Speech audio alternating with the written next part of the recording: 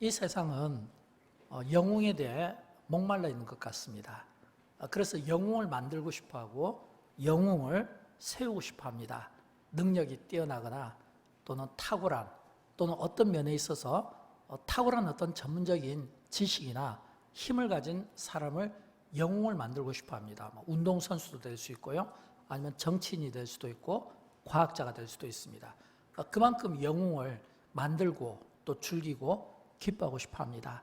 그러나 이것은 비단 우리 시대의 문제만은 아니고 2000년 전으로 거슬러 올라가면 예수님 당시도 그랬던 것 같아요. 왜냐하면 예수님께서 이 광야 들판에서 많은 무리를 모아놓고 하나님의 말씀을 강론하며 그들의 영혼을 배부르게 합니다. 그러나 육은 또 시간이 오래 지나다 보니까 배가 고플 수밖에 없어요. 그래서 그 광야에서 늦은 시간 음식을 구하지 못할 때 한 어린아이의 도시락이 예수님께 순종으로 바쳐지고 축사함으로써 그 보리떡 5개와 그 물고기 2마리로 이 음식을 떼어주는데, 아무리 음식을 이렇게 떼어줘도 이 광주리에 음식이 마르지 않는 거예요. 그러니까 그걸 지켜본 사람들이 얼마나 기적적인 이 광경을 보면서 마음에 기쁨이 있겠습니까? 떼어줘도 떡을 떼고 고기를 떼도 계속해서 그 광주리에 음식이 떨어지지 않는 그 기적 같은 광경. 성경은 복음서에서 이 오병이어 기적 사건을 기록해 놓고 있습니다. 또 오병이어 이 기적 사건을 기록해 놓으면서 어떤 저자는 남자만 5,000명 먹이고 12광주리를 남겼다. 또 어떤 저자는 남자만 5,000명 먹이고 아이와 여자까지 먹였다. 아이와 여자까지 먹였다면 대략 우리가 계산해 보면 한 가정에 2자녀하면 한 2만 명 정도. 여러분, 이게 상상이 되십니까? 2만 명 정도. 여수 시민이 2만 명이 한 자리에 모인다면 어디에서 모일 수 있을까요? 예를 들어서 여기 가까운 웅천 그 해변가에 아마 거기에 2만 명의 사람이 모였다. 한번 생각하면 얼마나 참 기가 막힌 광경입니까?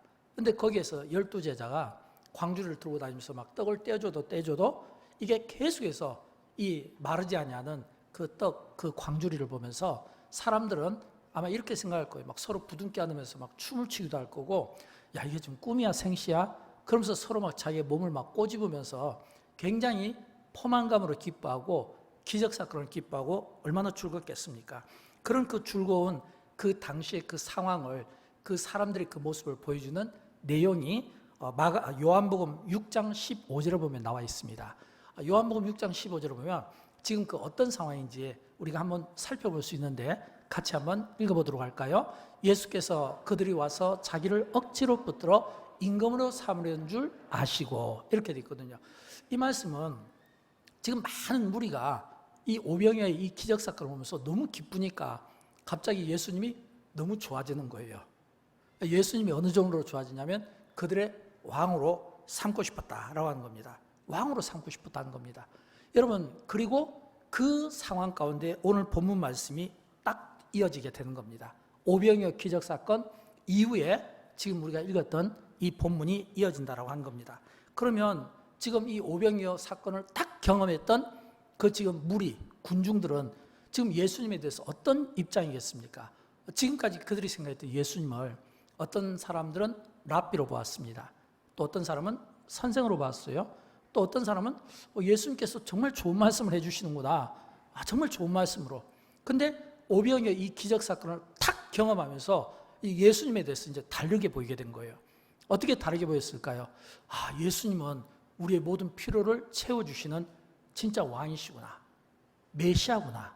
하나님의 아들이구나. 하나님이시구나. 이제는 예수님을 대하는 사람들의 이 관점이 달라진 겁니다. 그러니까 예수님을 지금 왕으로 막 삼고 싶지 않았어요.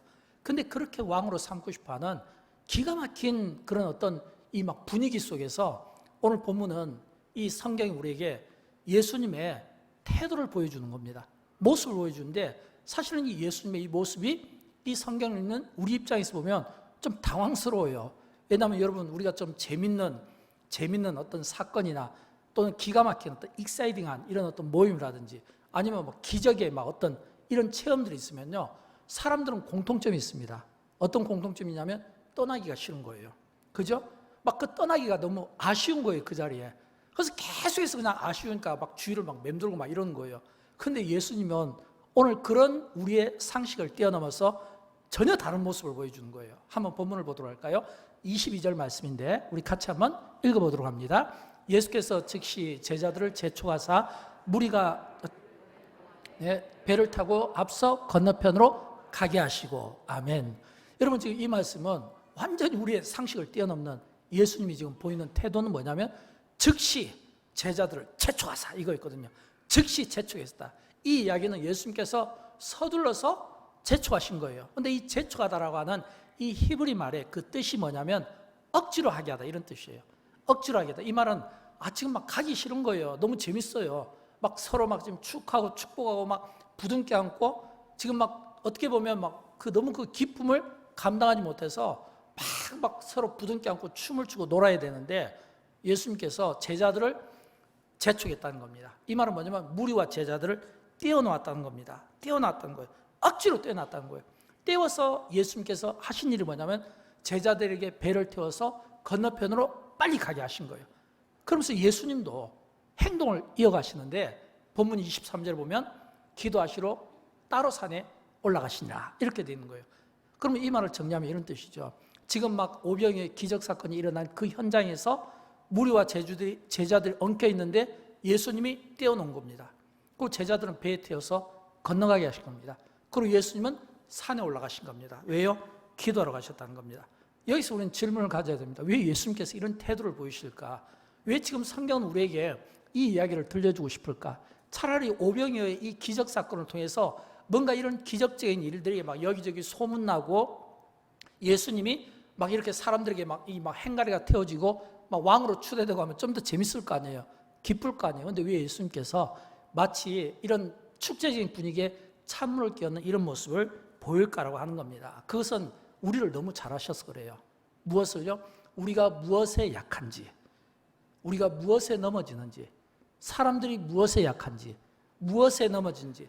여러분, 사람들이 무엇에 약한 줄 압니까? 사람들의 칭찬입니다. 사람들의 인정입니다. 뭔가 사람들의 칭찬과 인정과 이 기대에 상당히 굶주려 있습니다. 그리고 그 굶주림과 그 목마름 속에서 관심을 받고 싶어 합니다. 저도 그렇고 여러분도 그렇고 모든 사람은 다 똑같아요.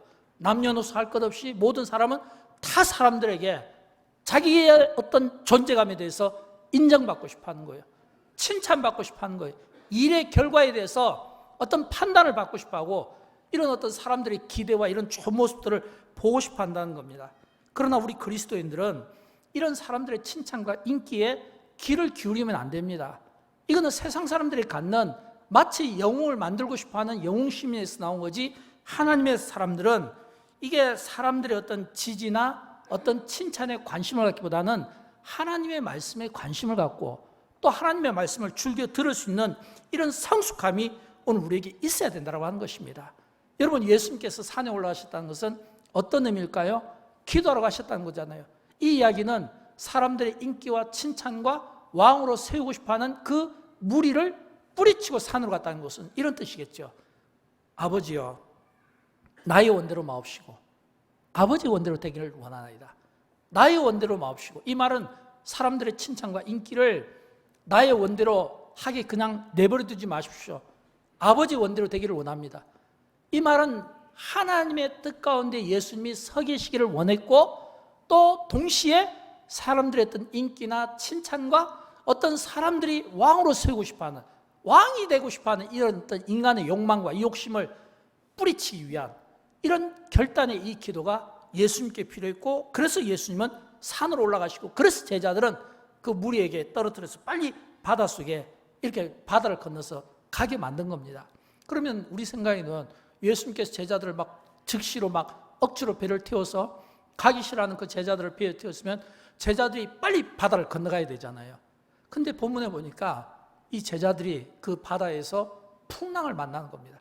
근데 풍랑을 만났는데 사실은 제자들 입장에서 볼 때는 이 어부 출신이 절반이잖아요. 그러니까 이 풍랑을 쉽게 헤쳐나갈 줄 알았는데 근데 풍랑 속에서 굉장히 제자들이 지금 힘겨워하는 모습을 보입니다. 다시 말하면 지금 그 풍랑 가운데 고난을 당하는 겁니다. 저는 이 대목에서 목회하는 목사의 입장에서 아픔을 참 많이 느끼지 않을 수가 없는 겁니다. 저의 아픔은 참 교회에서 정말 신실한 믿음 생활을 잘 하시는 정말 그 성도님들이 그렇게 기도도 열심히 하시고 하나님의 말씀에 순종하고 목사의 말에 순종하고 그런 순종적인 분들이 고난당할 때 참 이해하기 어려운, 이해할 수 없는 그런 상황 속에서 아픔을 많이 느끼는 거예요. 제 생각에는 저렇게 기도 많이 하시고 헌신하시고 정말 저렇게 봉사 많이 하시면 하나님이 복을 주셔야 되는데 왜 하나님이 하필이면 저런 고난을 주시는가라고 하는 겁니다. 그런 갈등들이 참 많아요. 좀 저는 복을 받았으면 좋겠는데 연단이 있어요. 가정적인 문제로 연단이 있고 병으로 연단이 있고 자녀의 문제로 연단이 있고 경제적인 어려움을 겪는 성도들을 보면서 하나님 왜 고난을 주십니까? 복을 주셔야 맞잖아요. 그때마다 제가 깨닫는 게 있어요. 제가 무엇을 깨닫냐면 그때마다 제가 깨닫는 것 중에 하나는 관점의 차이입니다. 계속해서 주님이 저에게 말씀하는 것 같아요. 너의 관점으로 보지 마라 이거예요. 여러분 우리가 성경을 보면 예수님의 관점이 있고 제자들의 관점이 있는 거 아시죠? 하나님의 관점이 있고 무리의 관점이 있는 게 아시죠? 이거는 동시에 오늘 우리 시대도 마찬가지예요. 우리가 살아가면서 어떤 문제나 어려운 어떤 기도 제목 앞에서 나의 관점을 앞세울 때가 있지만 그러나 또 우리는 하나님이 관점이 있다는 것을 우리가 기억하며 살아야 된다는 겁니다. 오병이어의 기적사건이 바로 그거 아니겠어요? 오병이어의 이 기적사건이 이게 무리의 관점으로 보면 예수님을 왕으로 삼아야 됩니다. 무리의 관점으로 보면요 제자들과 헤어지면 안 돼요. 축배를 드려야 되는 거예요. 근데 예수님의 관점은 제자들을 무리와 떼어놓는 겁니다. 제자들을 빨리 바닷속으로 보내는 겁니다. 예수님은 산으로 가서 기도하시는 겁니다. 인간적인 관점으로 보면 이 오병이어의 이 기적사건 앞에서 서로 축배를 나누고 서로 칭찬하고 서로 격려하며 어떤 의미로 보면 막 사람들이 나가지 못하도록 막 출구를 막아놓고 계속해서 막 익사이팅한 이런 내용들을 막 연출해야 되는데 근데 예수님은 그렇게 하시지 않았어요. 그러면 여러분 예수님께서 왜 제자들을 떼어서 바다에 보내셔서 풍랑을 맞게 하시고 왜 예수님은 산으로 올라가셨을까요? 여기서 우리는 또 예수님의 관점을 봐야 되는 거예요. 나의 관점이 보면 아쉽지만 그러나 예수님께서 이런 행동을 하신 것은 이런 의미 아니겠습니까? 위기 상황으로 본 겁니다. 여러분 이게 어떻게 위기 상황이 될 거예요? 이걸 바꿔 이야기하면 그만큼 우리가 신앙생활할 때 조심해야 될 거 하나는 사람들의 칭찬에 사람들의 기대에 사람들의 인정에 사람들의 그 소리에 너무 귀를 기울이면 안 된다는 거예요. 여러분 우리가 예수를 믿는 하나님의 사람이라는 것은 하나님의 말씀에 귀를 기울이고 하나님의 말씀을 봐야 되는데 세상은 계속 우리에게 세상 소리에 귀를 기울이게 합니다. 즐기자고 합니다. 놀자고 합니다. 계속 세상의 관점을 우리 속에 집어넣는 거예요. 그런데 여러분 아십니까? 신앙생활은 그런 게 아니에요. 신앙생활이라는 것은 제가 이렇게 정의를 내려봤는데 제가 좀 읽어볼게요. 신앙생활은 세상 가치관으로 익숙한 나의 관점과 나의 생각을 내려놓고 예수님의 관점에 나의 관점을 맞추려고 애쓰는 것입니다. 신앙생활은 세상 가치관으로 익숙한 나의 관점과 나의 생각을 내려놓고 예수님의 관점에 내 관점을 맞추려고 하는 거예요. 그런데 우리는 반대로 하잖아요. 나의 관점을 중요하게 여기고 나의 경험과 나의 지식을 중요하게 여기고 오히려 세상적인 관점에 나를 맞추려고 하는 겁니다. 예수님께서 바로 그 점을 위험하게 보셨다고 하는 겁니다. 여러분 그런 의미에서 우리가 어떤 당하는 고난과 어려움이 어떤 사람에게는 고난이지만 그러나 이것이 예수님의 관점으로 보면 하나님의 관점으로 보면 나의 고난이 축복이 될 수 있고 나의 고난이 하나님의 관점에서 보면 복이 될 수 있다는 거예요. 이게 오늘 우리에게 들려주시는 말씀이에요. 오늘 본문 25절부터 27절이 바로 이 말씀이에요. 하나님의 관점에서 보면 이 말씀은 분명히 축복입니다. 우리 같이 한번 읽어보도록 할까요? 밤 사경에 예수께서 바다 위로 걸어서 제자들에게 오시니 제자들이 그가 바다 위로 걸어오심을 보고 놀라 유령이라 하며 무서워하여 소리 지르거늘 예수께서 즉시 이르시되 안심하라 나니 두려워하지 말라. 아멘. 여러분 지금 이 말씀을 가만히 보면 지금 이 말씀에서 제자들이 예수님께서 밤에 바다 위로 걸어오신 거예요. 그런데 바다 위로 걸어올 때 제자들이 예수님을 어떻게 봤습니까? 유령이라고 본 겁니다. 무서워했다는 겁니다. 예수님께서 두려워하지 말라고 말씀하신 것은 두려움이 있었다는 겁니다. 그런데 조금 전 오병이어 기적사건에서 예수님을 드디어 예수님으로 본 겁니다. 드디어 하나님의 자녀로, 하나님의 아들을 본 거예요. 그럼에도 불구하고 오늘 예수님께서 우리에게 걱정하시는 부분은 바로 이거예요. 조금만 우리가 상황이 바뀌면 그 바뀐 상황에서 금방 예수님을 왕으로 삼고자 했던 그런 그 인간의 우리의 그 모습이 한순간 예수님이 어떻게 보이냐면 유령처럼 보인 거예요. 무섭다고 좀 소리를 지른 겁니다. 오병이어의 기적을 보고도 믿지 못해서 다들 유령이라고 하는 이 제자들 앞에 예수님께서 딱 쓰셔서 말씀하는 거예요. 안심하라. 난이 두려워하지 마라. 비로소 제자들이 예수님의 그 음성을 듣고 이제는 그 제자들이 다시금 예수님이구나 라고 하고 그들이 안심하게 됐다라고 하는 겁니다. 그런데 여기서 우리가 주의 있게 봐야 될 것은 제자들이 풍랑을 만나서 그 풍랑 속에서 예수님이 다시 바다 위를 걸어오셨을 때 그 걸어오신 그 시간을 본문에 보면 밤사경 이렇게 되어 있거든요. 밤사경에 이게 중요한 거예요. 왜 예수님께서 밤사경에 오셨을까? 이 밤사경이라는 이 시간은 우리 한국 시간으로 바꾸면 한 새벽 한 3시부터 6시 사이를 이야기하는 겁니다. 밤사경은. 그러면 우리가 한번 상상을 해볼 수 있잖아요. 오병이어 기적사건에서 지금 그들의 오병이어 기적사건이 일어난 것은 저녁 식사 시간이었거든요. 저녁 식사할 수 있는 시간을 놓쳐버렸기 때문에 예수님께서 오병이어 기적사건을 베풀어서 저녁을 먹게 한 겁니다. 그러면 저녁을 다 먹고 치우고 또 제자들이 무리가 떨어져서 배를 타고 왔다? 그럼 한 저녁 9시쯤 이렇게 가정을 하면 저녁 9시부터 한 새벽 3시나 6시까지 이 말은 적어도 한 6시간 정도는 제자들이 풍랑과 힘겹게 노를 저으면서 고난을 받았다고 하는 겁니다. 한 6시간 정도. 보통 이렇게 어부라고 하더라도 유능한 어부라고 하더라도 그 어부가 한두 시간은 버틸 수 있을지 몰라요. 근데 여러분 뭐 요즘같이 이런 좋은 배가 아니잖아요. 나룻배잖아요. 노를 쳐야 되잖아요. 그럼 노를 쳐야 되는 그런 아무리 익숙한 어부라더라도 한 6시간 동안 노를 젓는다는 것은 그들이 어떤 상황이겠습니까? 그 상황은 그 제자들 입장에서 볼 때는 굉장히 힘든 아픈 상황 아니겠습니까? 밤사경은요, 이 제자들에게는 6시간 동안 그들이 적어도 노를 지었다는 이 상황은 불안한 상황인 겁니다. 이 상황은 한계 상황입니다. 이 상황은요, 제자들이 딱 경험했을 때 이건 절망적인 상황인 거예요.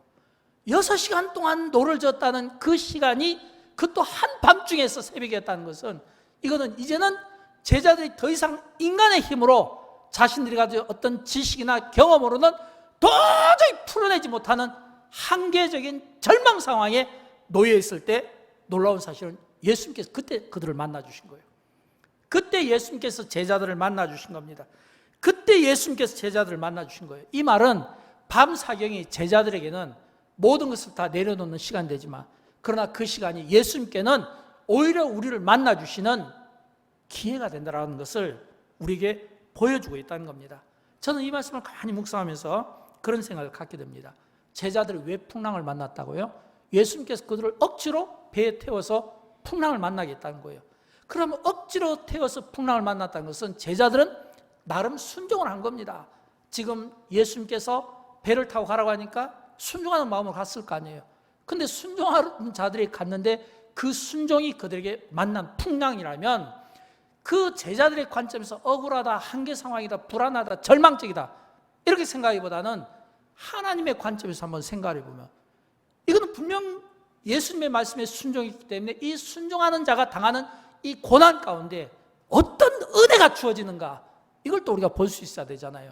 적어도 두 가지 은혜를 우리는 찾아볼 수 있습니다. 첫 번째 은혜는 어떤 은혜냐면 첫 번째 은혜는 예수님의 능력을 경험하게 된 겁니다. 예수님의 능력을.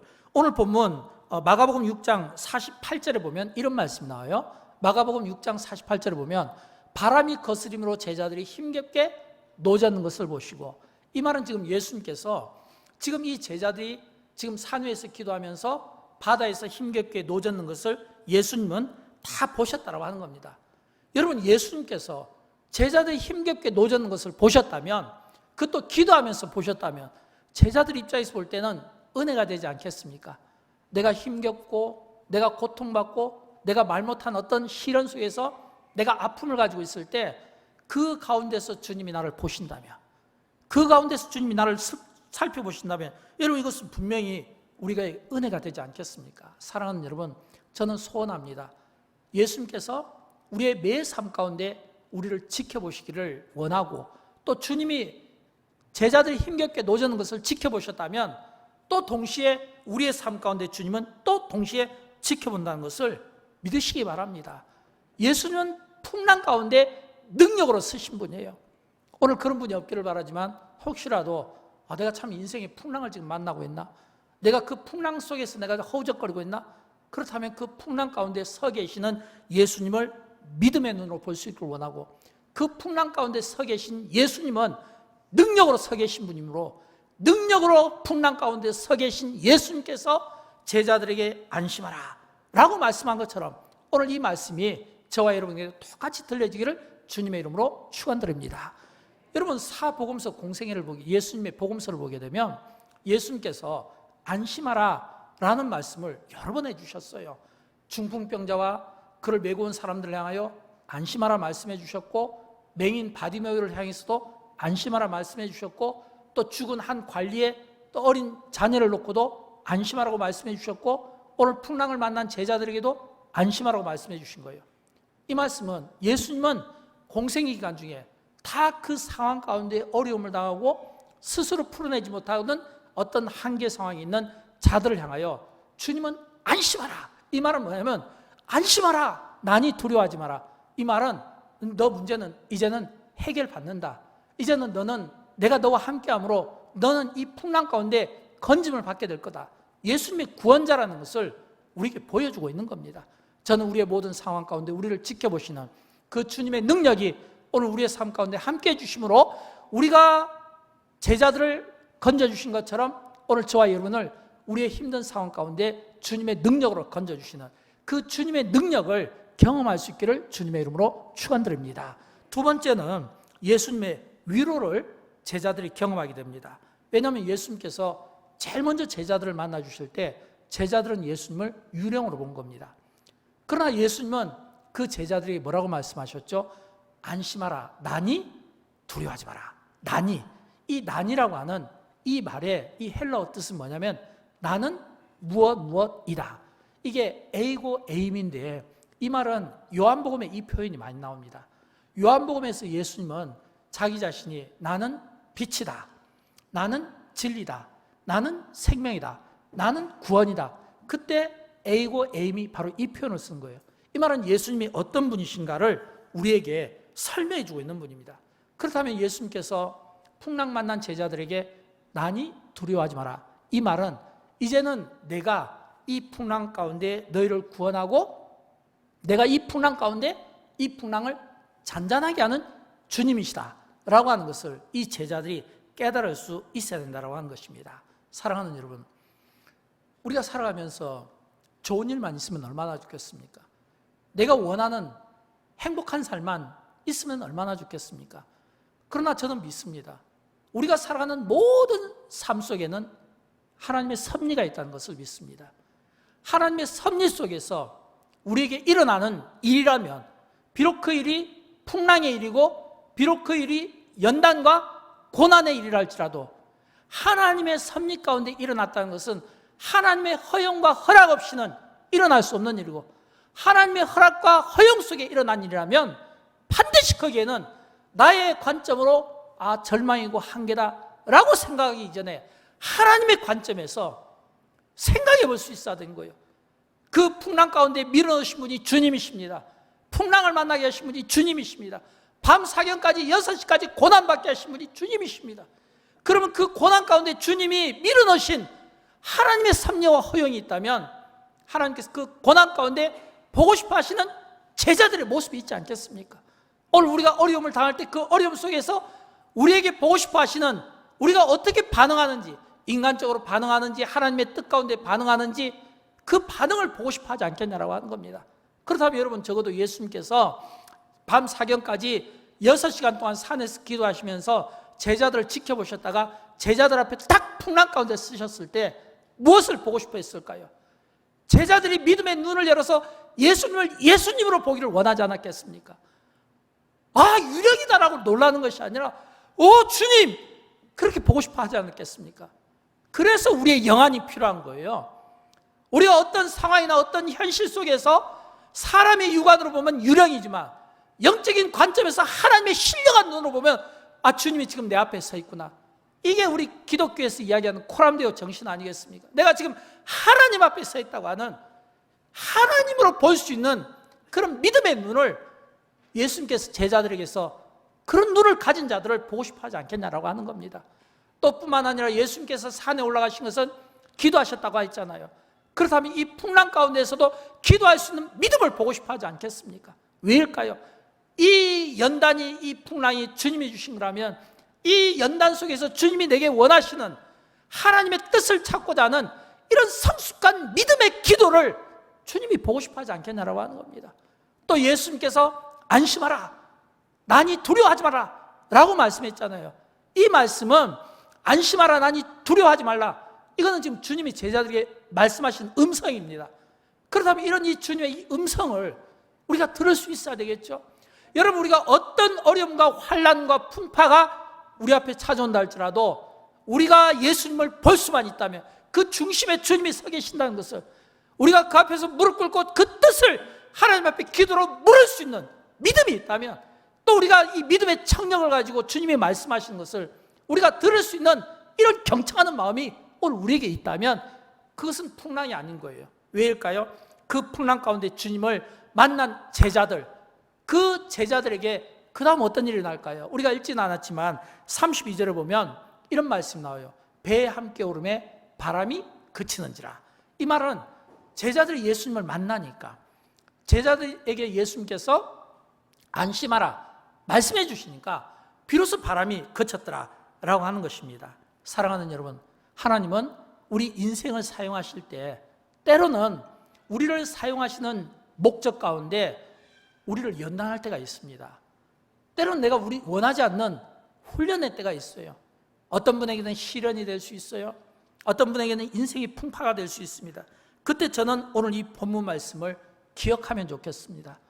풍랑 만난 제자들이 유익이었는지 해였는지 득이 되었는지 손해가 되었는지, 여러분 풍랑 만난 제자들에게 유익이었습니까? 해였습니까?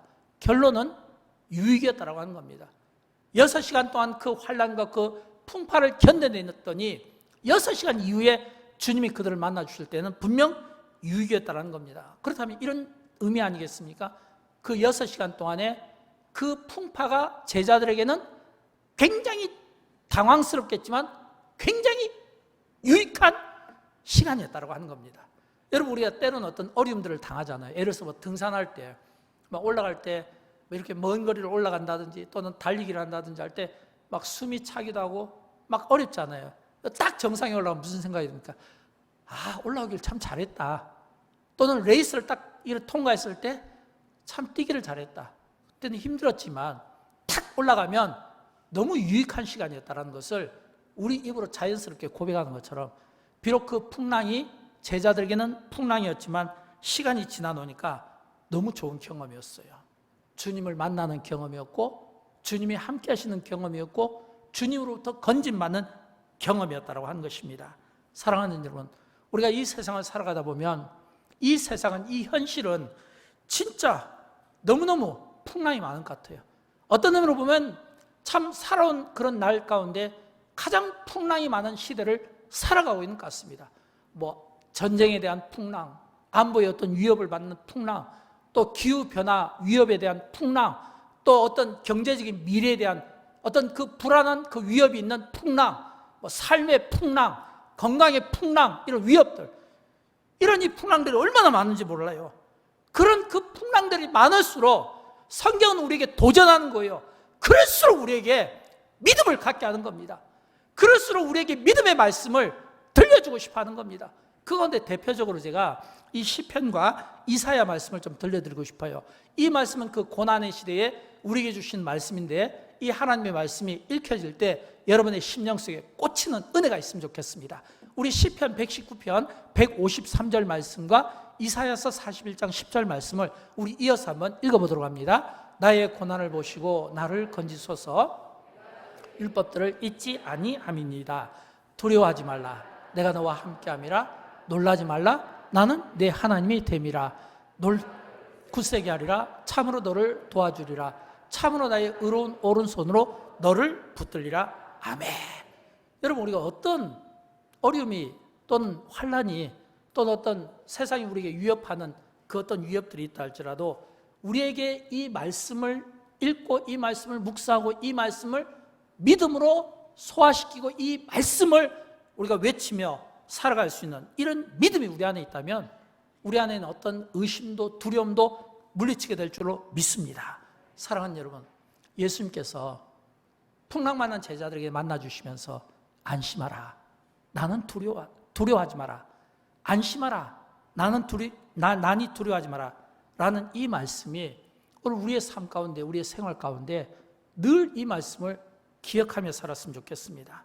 여러분, 만약 예수님께서 우리 시대에 지금 이 자리에 아마 여러분의 삶에 그리고 가정에 그리고 환경 가운데 찾아와서 말씀하신다면 어떤 말씀하실까요? 안심하라. 너무 전염병으로부터 두려워하지 마. 안심하라. 너무 힘든 일로 걱정하지 마. 안심하라. 너무 어떤 일로 스트레스 받지 마. 미래 일로, 자녀 일로 걱정하지 마. 안심하라. 오늘 우리 시대에 우리에게 정말 필요한 말씀은 오늘 예수님께서 정말 힘겹게 인생의 노를 져가는 우리를 향해 안심하라. 전염병으로부터도 안심하고 힘든 일로부터도 안심하고 자녀의 미래로부터도 안심하고 삶으로부터도 안심하고 안심하라. 난이 두려워하지 마라. 친히 주님이 우리 인생에 대해서 안심하라 라고 말씀하는 겁니다. 이 말씀을 우리가 마음에 새기며 살아갔으면 좋겠습니다. 어리석은 사람들은 이 세상에 되어지는 모든 일들을 사람이 지배한다고 생각합니다. 그러나 지혜로운 사람들은 이 세상에 되어지는 모든 일들은 사실은 하나님의 주권 가운데서 하나님의 다스림을 받는다고 생각합니다. 여러분, 우리가 사람이 이 세상을 지배한다면 당연히 우리는 사람의 노예처럼 될 수밖에 없고 종처럼 될 수밖에 없고 그리고 그 사람의 눈치를 살필 수밖에 없는 거예요. 그러나 우리가 이 세상에 되어지는 모든 일들은 하나님의 주권에 의해서 하나님께서 친히 이 세상을 다스린다고 하면 우리의 시선은 어디에 머물겠습니까? 하나님께 머물지 않겠습니까? 기적을 베푸시는 하나님, 능력을 베푸시는 하나님, 안심하라. 오늘 말씀하시는 이 주님의 이 음성이 오늘 불안한 우리의 미래에 대해서 희망으로 바뀌기를 원하고 또 우리가 참 침체되어 있는 이런 어떤 삶의 낙심의 자리에서 우리가 일어나야 되는 이유가 되기를 원하고 풍랑 만난 인생의 그 풍랑 가운데서도 주님이 안심하라 말씀할 때 오늘 이 말씀을 붙잡고 침체와 낙심의 자리에서 일어날 수 있기를 주님의 이름으로 축원드립니다. 우리 그리스도인들은 눈에 보이는 것으로 사는 것이 아니라 보이지 않는 것을 보는 것처럼 사는 겁니다. 우리 그리스도인들은 눈에 보이는 것이 다가 아닙니다. 우리 그리스도인들은 하나님 자체가 축복이에요. 눈에 보이는 것을 의지하고 눈에 보이는 것에 의해서 사는 인생이 아니라 하나님 자체, 하나님이 오늘 우리 인생의 진정한 복이고 하나님이 참으로 나와 함께 계신다는 것을 믿을 때 비로소 우리 인생은 이 험한 세상 앞에서 당당하게 우리가 세움을 받게 되는 것입니다. 저는 바라기는 저와 여러분 우리의 삶 가운데 하나님이 나와 함께 하시고 우리와 함께 해주시고 우리의 인생길 가운데 함께 해주시고 그 광야에서도 주님이 만나주시고 그 풍랑 가운데서도 주님이 만나주셨던 것처럼 여러분의 모든 삶의 현장 가운데서 만나주시는 주님의 은혜가 함께 하시는 주님의 은혜가 있게 되기를 주님의 이름으로 축원드립니다. 우리 함께 일어나셔서 함께 찬양하겠습니다. 오늘 찬양은 나는 믿네 이 찬양으로 하나님 앞에 영광 올려드립니다.